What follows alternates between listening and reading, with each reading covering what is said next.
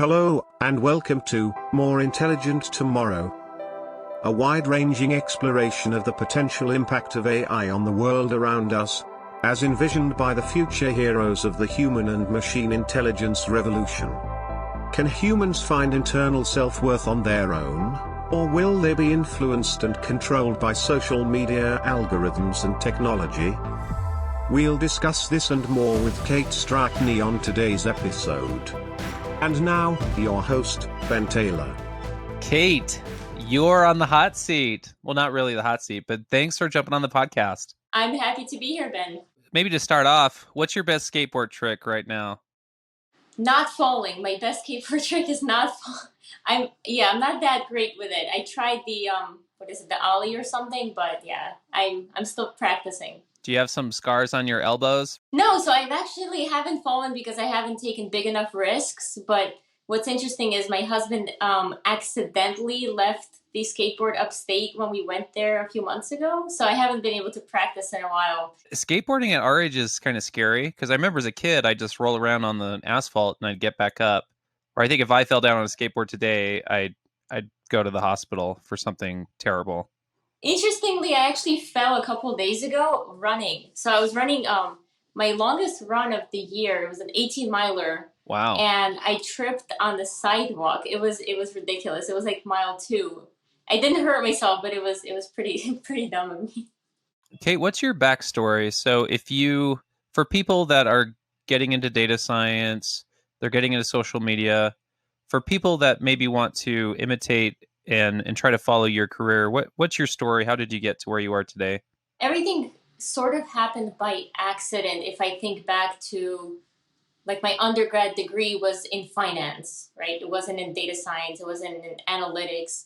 And my goal was to work for some bank, any financial services institution, and to do finance, whatever that meant, right? For me, when I was like 20 years old. And I remember this was in the midst of the financial crisis. So around 2009 is when I graduated. And every single bank that I ever wanted to apply to had a strict hiring freeze, right? They were laying people off, but they were also not even taking applications. There was no interest, especially from an entry-level person who wanted to do finance. I ended up networking early on in my school career. So I attended career fairs, networking events. And one of the events I attended was a GARP event, Global Association of Risk Professionals. And I was networking, meeting as many people as I could, telling them, hey, I need a job, by the way, I just graduated. And I met this guy. He was pretty drunk because it was a networking event and people were drinking. And he's like, oh, you're looking for a job. Send me your resume. And I'm like, okay, yeah, I'm sure. Yeah, I'll send you my resume. I thought he was just talking, So I followed up with everyone I met because that's what was important at the time, right? You get your business cards, but don't just collect business cards. I knew that early on. You actually have to follow up and build that relationship. So I sent him a note just saying, hey, it was great meeting you. And I left it at that because I was pretty sure he was joking about the resume. So he responded, he's like, hey, where's the resume? So I sent him my resume. Long story short, I ended up selling risk training for that organization to banks. So it was the closest I could get to working for a bank is selling trainings to banks. And in that experience, I was able to pitch chief risk officers at various financial services institutions, telling them, hey, look, I've got this risk training. And one of them actually ended up hiring me about a year into my risk sales experience. I was hired to work for a chief risk officer at a bank.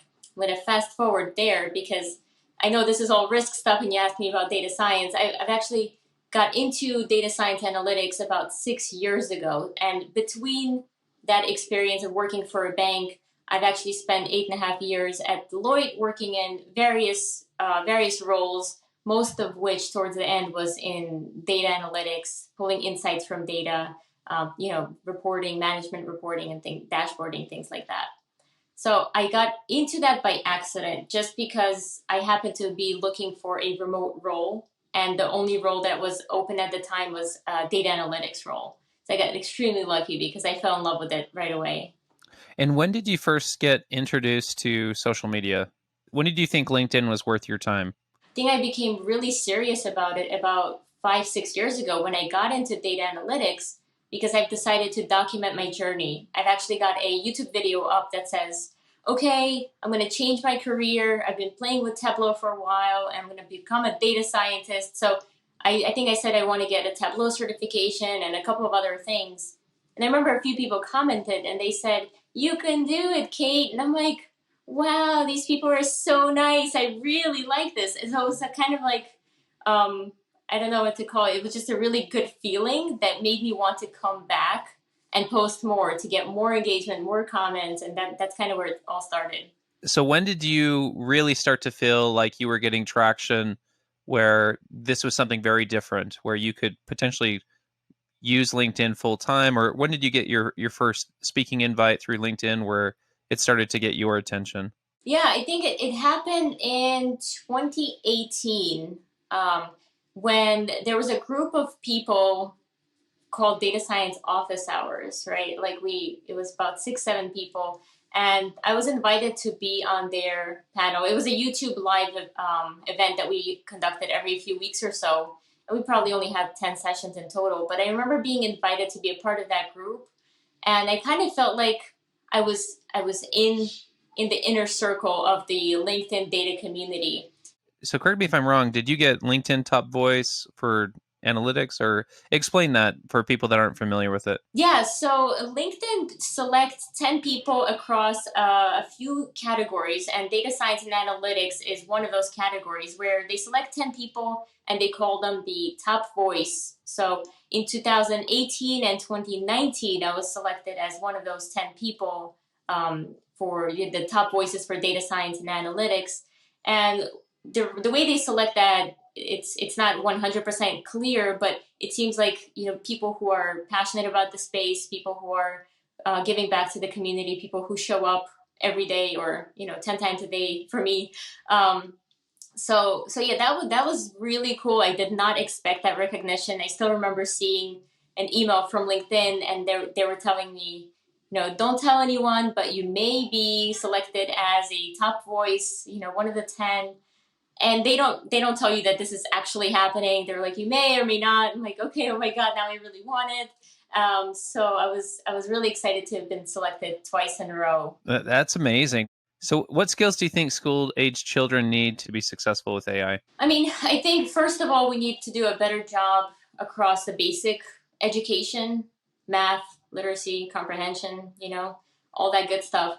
But I think in addition to that, adding some data literacy, understanding data, for me at least, I think it's very important, especially since when we're growing up in this social media era and we're watching the news and we have charts and graphs floating all around us, especially now with this pandemic, right? Everyone thinks that they're a data viz expert and they can put a chart out there.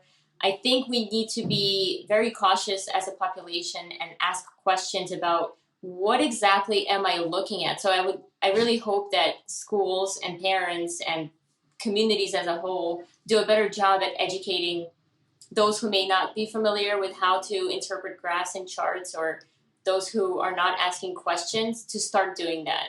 Jordan Morrow, the head of global data literacy at Click, we wrote a book called Data Literacy for Kids, which is trying to at least introduce that concept to, and these are small kids. These are like ages 5 to 8, right? Wow. It's a very basic data literacy book. How do you make that engaging? Because that's boring for me. Like typically data charts and graphs, how do you make that engaging for that age group? So he has 5 kids in real life, and I have 2. So we have 7 kids there that are playing together by some lake. It was actually pretty creepy when we started writing the book, because he's like, the kids are playing by a lake. I'm like, okay, like alone in the forest. I'm like, that's getting weird. So they find these iPads or tablets. We didn't want to use iPads. So they find these tablets and they go on a journey of how can we read, write, analyze, and tell stories with data. And at the end, there's like there are charts involved, and they have to press the right answers. So it's not an interactive game or anything, but we try to make it as interactive as possible through that story.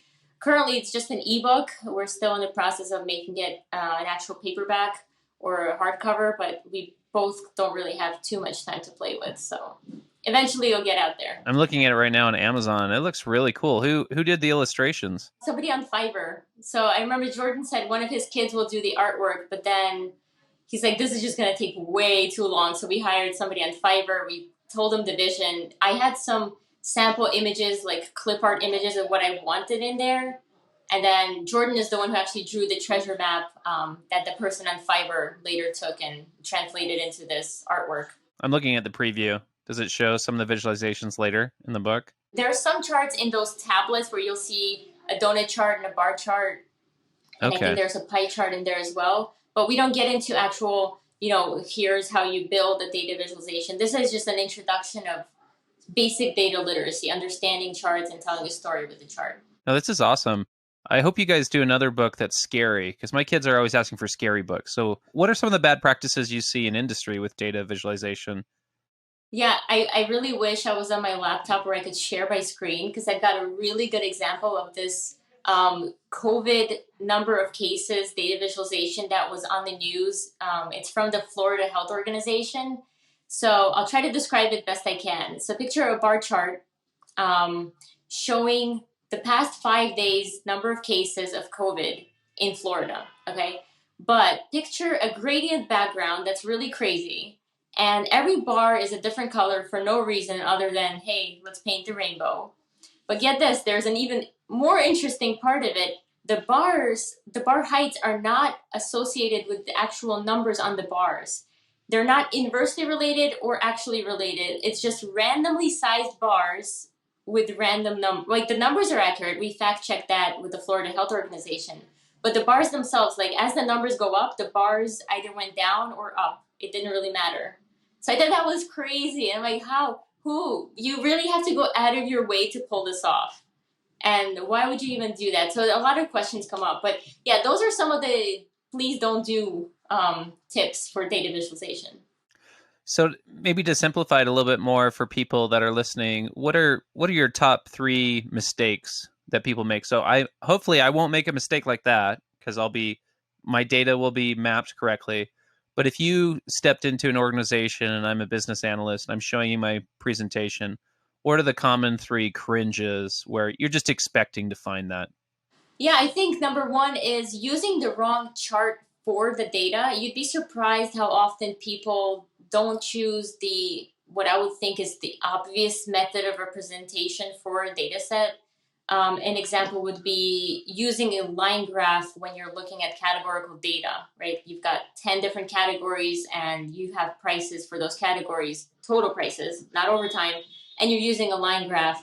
It just confuses your audience. So that's one thing, not using the right chart. I think another mistake you'll typically see is people trying to visualize everything that they can all in one view. So it clutters up the view, it confuses your audience again.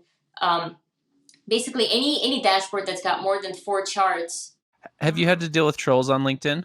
Not really. I've had to deal with a couple of odd people who message you and say something like, hi, how are you? When you've never spoken to them before, and they just kind of leave it hanging there, or comment on appearance, and that's just always awkward. But I blocked probably over 100 people in the past couple of years that I didn't share. You can always throw me under the bus, and you can say, Ben told me to. Ben told me to block you. Have you had any followers that have really creeped you out or not just creeped you out, but you try to avoid them when you're speaking if you run into them? Yes. Okay, Ben, get ready. I have a story. Oh, good. I don't know if I shared this one with you yet, but this was in Canada. This was earlier this year, so like February 2020, right before the lockdown. I was at a conference and I met a man in the airport of LaGuardia in New York, flying to Canada.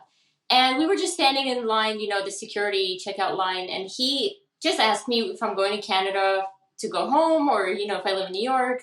It was small talk about the long line and, flights. So I regret that small talk. Anyways, we spoke for about 20 seconds. All he knew, he didn't know my name. He just knew that I was going to be going to a conference in Toronto in data, right? That's as much as I'd given him. And basically, we didn't speak again. We got on the flight. I guess he was on the same flight or maybe a similar flight, because later that day, I signed into, sometimes when you go to conferences now, they have their own little networking site app or whatever. So I get on their little app, I put my information, and the guy is there. Like the guy I met at the airport in the United States, right? He's in Canada, now he's in Toronto, and he somehow has found the conference, has found me, and has sent me a message saying that he's looking for data help or something. But it was kind of weird. It was pretty weird because he didn't mention anything like this in person. So I ignored it. I'm like, I'm just not going to respond. This is very weird. Later that day, the conference organizer is like, "Hey, Kate, how's it going? Is everything great?" And I'm like, "Yeah, everything's great." I'm like, "There's just this one weird man who like I met who somehow found me here." I'm like, "How are people getting on this app?" And she like stops and her face goes white and she's like, "So it's true." I'm like, "What's true?" She's like, "The story checks out." So I'm like, "What story?" She's like, "He was here." So I'm like, "He was here?" And she's like, "Yes." And she's like, "He was looking for you." I'm like, "Well, that's just amazing. That's great." I'm like, "Did you give him my room number yet? Or should I see my room right now?" Anyway, she said he was looking for me, so they gave him my email address or something. Anyways, I blocked this person everywhere. It was a very creepy feeling. It's one of many stories I've had like that, but this was by far the creepiest one. So Yeah, that is super scary. I have had a drunk data scientist whisper into my ear at a data conference saying I was the greatest data scientist in the world. well, Ben, you've made it. You know you've made it when that happens. That made me feel very uncomfortable. That totally changes your perspective with small talk in an airport. So you probably aren't going to be small talking when you fly into a place after something like that. We're social creatures, right? So I think I'll still talk, but I'll just be very careful if I can. Have you watched The Social Dilemma yet? I have watched The Social Dilemma. I've actually made myself watch it because I'm like, I don't know if I could commit. It's like an hour and a half, and I think I did it over 2 or 3 nights of watching the show. But to be honest, I was not surprised the least bit. Like I knew all of this, and it's interesting that I watched it. It was like what, a week ago or so, but earlier this year in June, I closed my TikTok, I closed my Instagram, and I removed Facebook from my phone. I still have Facebook just for like, it's on my laptop. I check it probably once a month for about 20 seconds. I don't do anything there anymore. And it was nothing to do with this social dilemma. I just felt like it was basically a waste of my time, and I wanted to focus more on LinkedIn and YouTube and a little bit of Twitter. But yeah, not surprised by that show. What were your thoughts? I think they did a good job of kind of hitting the emotional hook. So a lot of people that watch it, there's the knee-jerk reaction where they turn off notifications or they don't use Facebook for 48 hours. I've had time to kind of stew on it. I think the thing that shocked me was, and we've had these conversations about LinkedIn algorithm, what's working, these hashtags, when to post, and some of these things come through. I think when I finally connected the dots and realized what an AI expert would do, how invasive that becomes. So literally, where's your finger on the screen? What pace are you scrolling? How long do you look at an image? So actually, literally the seconds or the sub-seconds you're staring at an image matter. And when I finally kind of saw that, that was a wake-up call for me. For me, I think about my kids. So I've got an 11-year-old daughter, and I'm super concerned about social media influencing my kids' esteem or adding to these addictive behaviors or hollow conversations as a teenager. But yeah, what are your thoughts around that with your daughters? I do worry about everyone in like the general population, because I think that that movie is really good for people who don't know how that data is used, right? We know how all that's done because we're in this space. But had I not known any of what I knew before watching this, this would have definitely opened up my eyes. And I especially like the example of the teenage boy who's like walking around and he's like all depressed, and that girl is there and he's like watching his little riots and he wants to join them and make a difference and stuff. Or that girl who thinks her ears are too big. Like that really hit home because I'm like, that does happen. I have nieces and nephews who are on that, and I know they use the filters and they're like, I want to look prettier. For some reason, yeah, I don't care too much about it personally for myself, but for my kids, I have no idea how they'll be impacted or if TikTok will still be around. when they're at the age where I actually let them use it. They are not allowed to have like TikTok accounts. I think there should be an age limit for things like that. They do have YouTube though. I think the thing that all this comes down to with me is technology and AI. It's the great amplifier, and there are incredible things. So my 8-year-old boy, he'll watch hours and hours and hours of documentaries on the ocean, like about animals and how they work and dinosaurs. And so if you go to a museum, he can be the guide. He'll tell you what all the dinosaurs are. Yeah. So I think as a parent, that's super exciting because he obsessed on that topic, and YouTube helped him obsess. But the scary thing as a parent is if those algorithms hack their brain or pull them down a dark tunnel. So that's the only scary thing is, if we can protect them from the dark tunnels, I do want them to obsess about things they care about. Let them obsess. I think obsession is actually a good thing. I'm listening to the 10x audiobook by Grant Cardone, and I'm actually on that section about obsession and how people as a whole view obsession as a negative where it should be viewed as a positive. Like I feel like I'm pretty obsessed with data plus LinkedIn, right? Those two combined.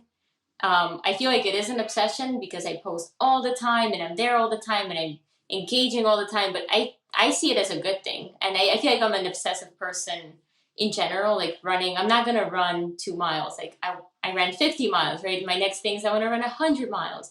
So whatever I do, I try to do it to my full potential. And I think that's a good thing.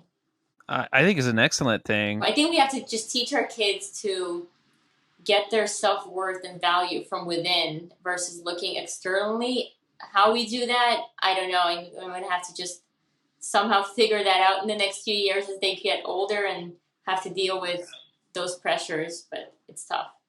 Kate, aliens, yes or no? Yes, 100% yes. My husband will kill me if I say no. Yes, aliens, yes, very much yes. He's writing books about aliens and yeah. So he's going to be a famous author.